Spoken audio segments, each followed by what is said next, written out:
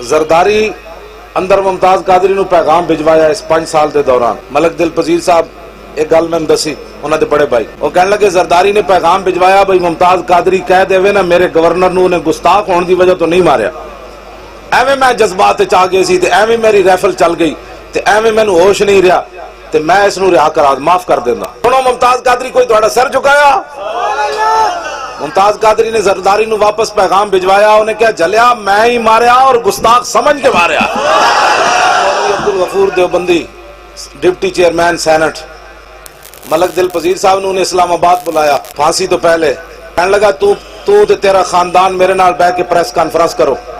بھائی ممتاز قادری دا تعلق ساڑھے نال ہے تے 16 دن دے اندر 15 دن دے اندر میں تہاڈا منڈا چھڑا دیاں گا. اس خاندان دا کتنا عظیم ساڑھے تے احسان ہے. ملک دل پذیر صاحب کہنے لگے میں انہوں کیا جلیا ایمانہ دے سودے نہیں ہوندے اے کسے اور نہ جا کے صداگری کر. ہاں ممتاز قادری لبیک یا رسول اللہ کہندا جی تو کہنا تو پھر میں کہہ جانا کرنا. کتنی بڑی گل کی تھی ممتاز قادری دے بھائی نے. کہندا عبدالغفور حیدری میرے موٹے ہو جاتے پٹا ہوتے بڑا ڈاڈا ہاتھ ماریا.